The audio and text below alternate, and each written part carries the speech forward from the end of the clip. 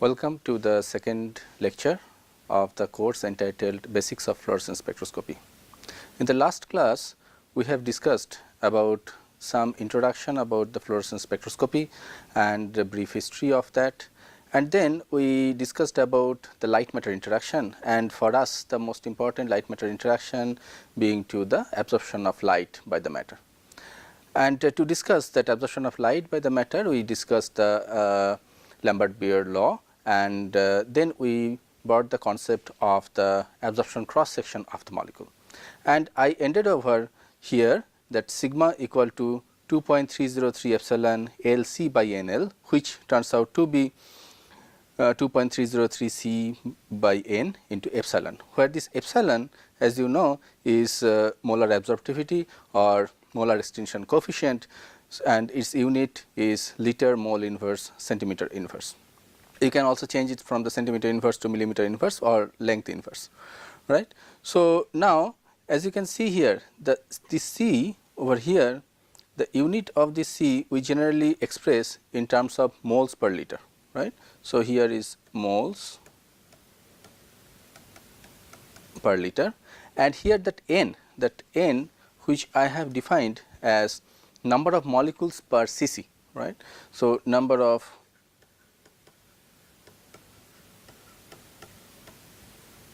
molecules per cc. So, it means that I have to convert these to units accordingly. So, this N, right, in terms of C can be written as C into Avogadro number divided by 1000, as simply as it is. So, now if I plug in this value of N over here, so what I am going to get is 2.303, and this C is over here, and then I am going to have a 1000 factor over here and divided by N A coming from here, and then C to epsilon. So, this C will cancel out over here, and I am going to have 2.303 into 1000 divided by Avogadro number into epsilon.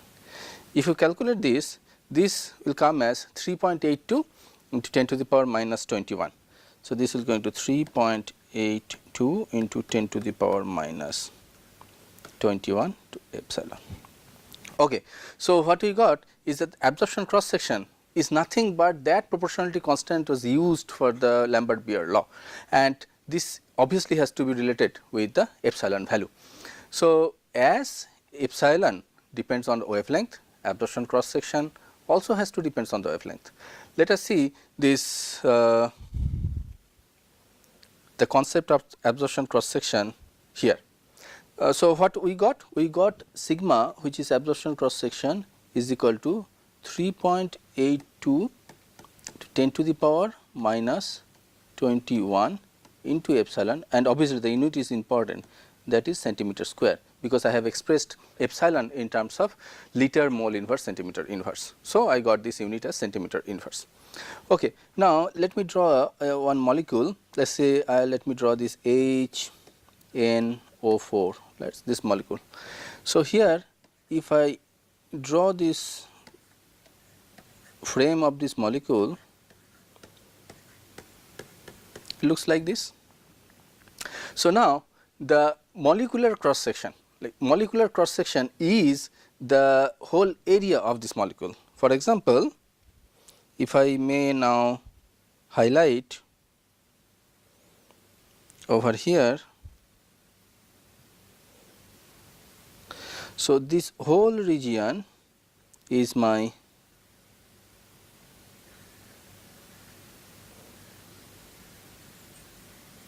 molecular cross section. Now, if you use a light whose wave number is about 3400 centimeter inverse, and we know that will going to excite my OH bond, right. So, vibrational excitation. So, that particular light will going to interact only with this OH bond. So, the absorption cross section for this 3400 wave number light is not the whole molecular cross section, right. So, in this case, for which bond excitation, this is my absorption cross section for that particular frequency of light, particular wave number of light. So, here obviously I can write that this is my molecular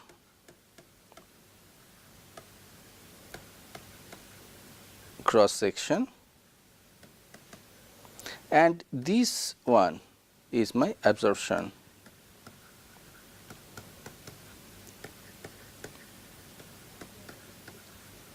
cross section, which is known as sigma.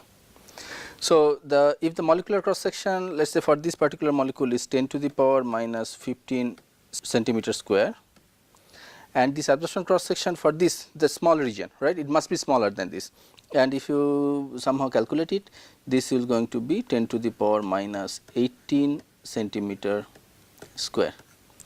It gives me a idea that once, right, n number of photons will appear. So, this n number of photons of that particular frequency will collide with this molecule, but only small fraction, that fraction will be determined by this 10 to the power minus 15, 10 to the power minus 18 by 10 to the power minus 15. So, only that fraction of the photon will be used to excite the molecule, I mean the excite the OH bond from ground vibration level to the excited state, right. So, depending on the wavelength, obviously the value of this absorption cross section will change.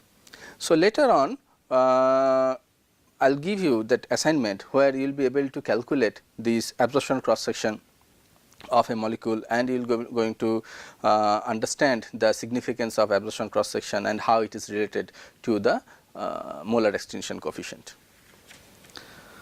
Okay, so now let us move to another important phenomena related to the absorption, and my question is that how much time it will take for an electronic absorption, right. So, let us talk about this electronic specifically over here, because we are dealing with the fluorescence in this particular course. So, let me write few fact that first, speed of photon is equal to 3 into 10 to the power 8 meter per second, right. I can write this as 3 into 10 to the power 18 angstrom per second, right. And let me also assume one thing, very simple assumption, that is that size of molecule involved in light absorption, let us say this is about 10 angstrom, is a very valid assumption, right. And now I am going to make another assumption which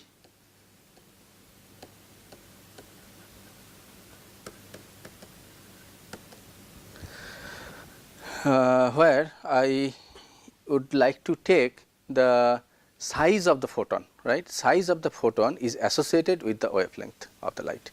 So, light has a two different kind of property as connected by the de Broglie hypothesis. So, first is light is wave and light is photon, right. So, when I say is 400 nanometer light, that means the wavelength of the light is 400 nanometer. But it also gives a photon, right, it also behaves as a particle. So, now my assumption here is that the size of the photon is associated with the wavelength of the light. So, I write here the wavelength of light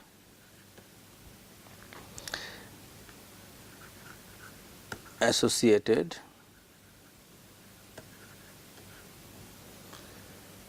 with the size of the photon, right. It means the size of a blue photon whose wavelength is 400 nanometer is 400 nanometer.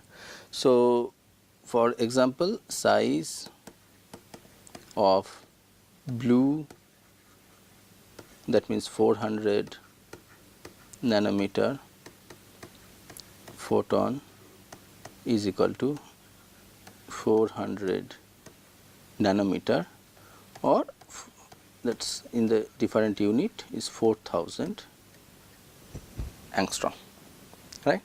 So, now I can easily calculate, because I know the speed, I know the size. So, the time taken for a 400 nanometer photon to cross a point, right, I can easily calculate. So, time taken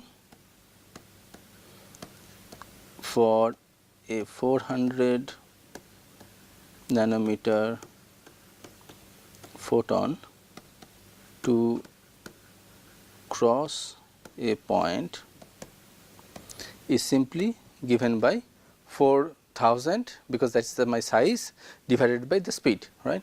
So, 4000 angstrom divided by 3 into 10 to the power 18 angstrom per second, right. So, if I calculate roughly, this will be 10 to the power minus 15 second.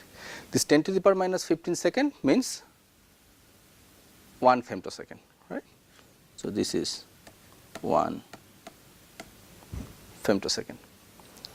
So, if you are going to excite your molecule with this 400 nanometer light, so that 400 nanometer light will be present to interact with a part of this molecule only for 1 femtosecond, right. So, if the absorption has to be takes place, then that absorption of the light has to be takes place within that time frame, right. And also the velocity of electron in Bohr orbit, right, we all know that this is 10 to the power 16 angstrom per second. So,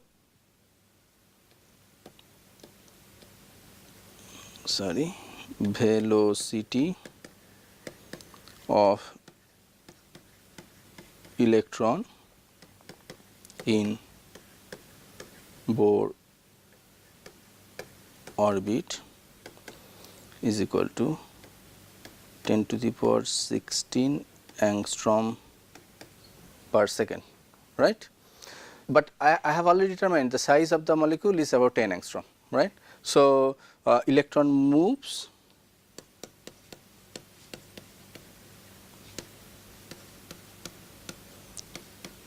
angstrom, right. That is my size of molecule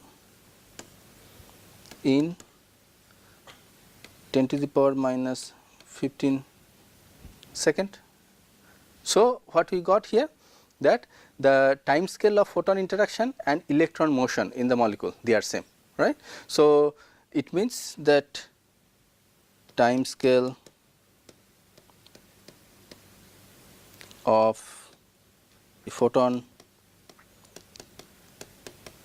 interaction is similar to time scale of electron motion, which is 10 to the power minus 15 second or 1 femtosecond, and this is the time scale for the absorption process. Okay, so now a light like electromagnetic radiation consists of electric field and magnetic field are actually coming and interacting with the matter. Matter is my molecule for this particular case I am taking. So, now this that is nothing but the light matter interaction, right. But what I already said in the last class, that the electromagnetic radiation consists of both electric and magnetic field, right. So, which either electric or magnetic or both the fields are responsible for this light matter interaction, or one is more responsible than the other. So, that we can easily check. So, what I have to look here is the force exerted on an electron by the light, right. So, if I write force exerted on an electron by the light, right. So, this F is equal to E plus E H V divided by C, right. So, this is from the physics, right. So, this is the electric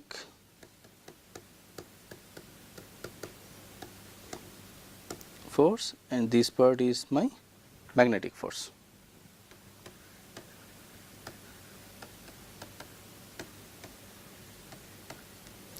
Okay, so here E is charge of electron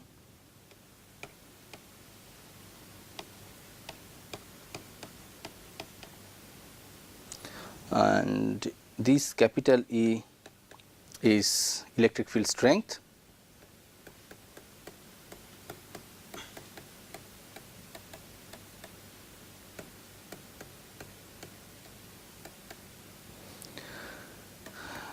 H is magnetic field strength. Okay.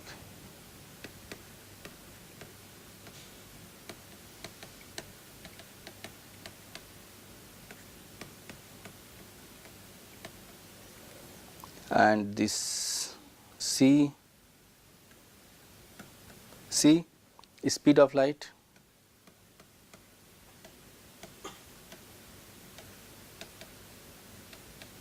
And V is the velocity of electron.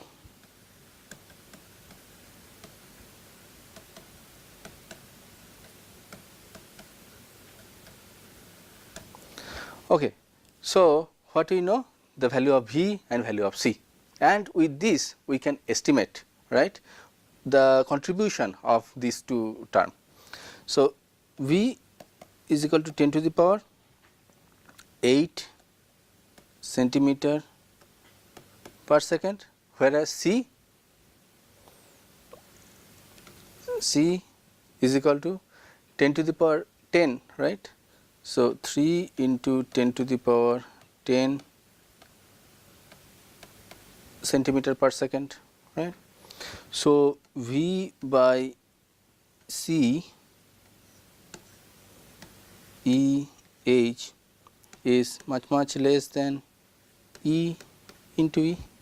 So, what we can see is that effect of magnetic force is negligible compared to the effect of electric field. So, for everyday discussion we will not going to include the magnetic field, because the magnetic field contribution is much smaller, at least just 1% or less than 1% than the electric field, right. So, we are going to discuss only the electric field, or we are going to consider only the electric field when we will discuss the light matter interaction in the field of electronic transitions, right. Okay. So, now let me show you the energy levels of the molecules, right. I have a molecule, I have simply showing this molecule as a diatomic molecule. Now, if I give a energy which corresponds to the wavelength of 10 to 30 millimeter, right. This is in the region of microwave, right, is a microwave region. So, then this energy can initiate the molecule to rotate at a different speed. So, this is the rotation of the molecule. So, I am going to change the rotational energy level, right, from ground state to the excited state and other states, right. So, now if I change the wavelength from 10 to 30 millimeter to 1 to 10 micrometer, which falls in the IR region of this electromagnetic spectrum, right. So, what is electromagnetic spectrum? I'll come in the next slide.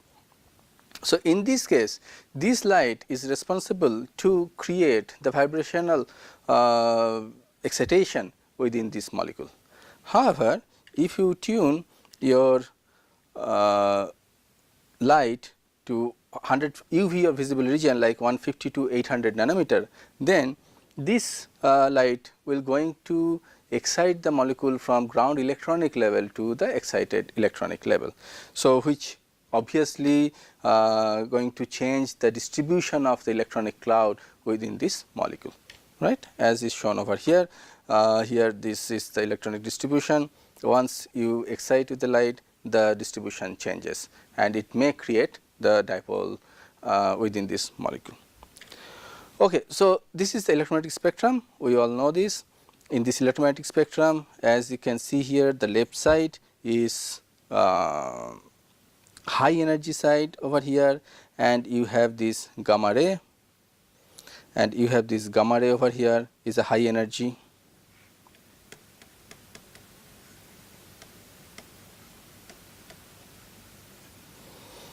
And this side is my low energy.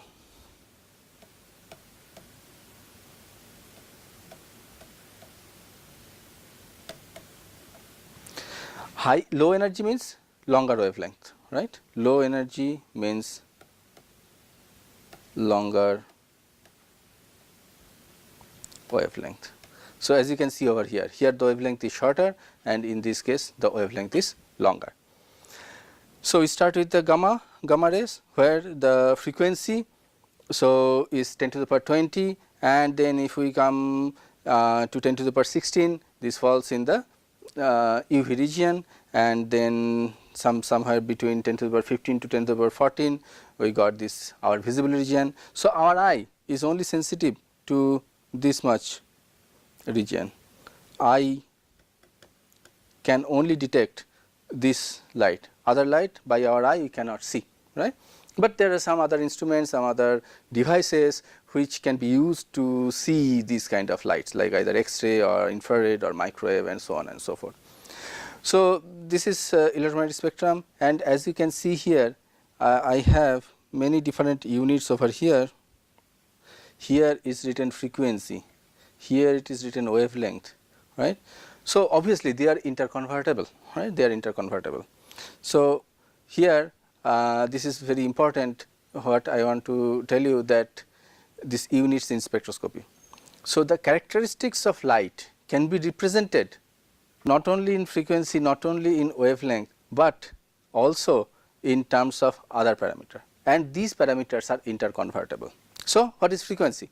Frequency is number of oscillations per unit time, and unit is hertz, that is cycle per second, right. And what is wavelength?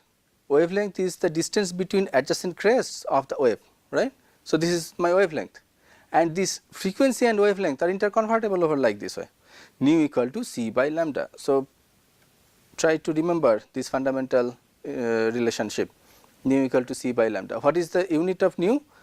Unit of nu is second inverse, unit of c is meter per second, and this can be represented as meter. So, you see it is second inverse so easily. Okay, so, now there is another thing which was not there in that electromagnetic spectrum, but we can also get this important unit which is defined as the number of waves per unit distance, right. So, it must be related directly inversely proportional to the wavelength. So, nu bar, this is denoted as nu bar, and nu bar is 1 over lambda, right. And we also know that the energy carried by any electromagnetic radiation or a photon is directly proportional to its frequency. So, E equal to h nu. So, I can write E equal to h nu or E equal to h c by lambda, because nu equal to c by lambda, or equal to h nu bar c, right. So, please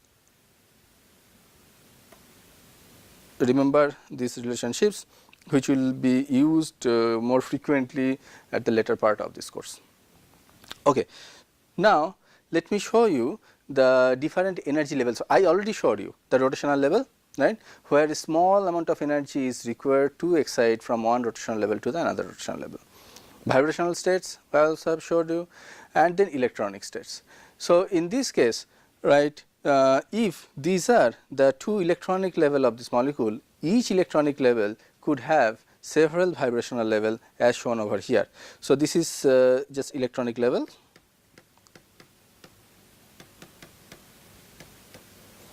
and this is each electronic level consists of many vibrational levels.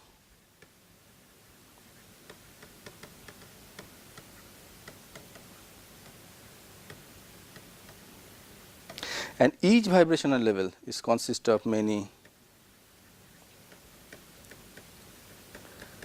rotational levels, right. So, when and you see the typical energy difference between the two levels are like this. For the rotational level, this is for the vibrational level, and this is for the electronic level, and at room temperature the energy available is this much, right. So, according to Boltzmann distribution, right. So, we have these rotational levels may be populated, the higher rotational level may be populated, but the system will be in the lower electronic level as well as in the lower vibrational level. The system in the normal condition, if I do not heat up the system, in normal condition the system will be in the lower electronic level over here, not only here, but over here. I do not talk about this part because this energy difference is too small. So, I am going to have my system over here. So, the lowest vibrational level of the ground electronic state, the lowest vibrational level of the ground electronic states. So, I am going to see my system in this particular state, right. Okay. So, now let me take a very simple example of an atom, right. And let me consider that it has two state which are shown over here. EI is one state over here, and this EF is another state over here. Now, if I give the suitable energy which in terms of h nu, which is equal to EF minus EI, then this system can be promoted from the EI level to EF level, because now you have given the required amount of energy to change the energy state of this particular atom from EI to EF level, right. Now, it means for atom one electron goes from one level, one orbital to the another orbital. So, as shown over here, here you see this electron is moving from one orbital to the another orbital. So, in this case what I have showed you that for the simple atom, the meaning of these two level means at this position this is my electronic arrangement, and after excitation these electronic arrangements refer to this energy state, right. So, please remember this, this particular electronic arrangement, the electron one is over to here and one is here, this refer to this state, and when the electron moves, one is two are here and one is here, that refer to this particular state, right. Okay. So, let me finish the second lecture over here, and in the next class we will going to discuss about the electronic excitation in molecules. Thank you.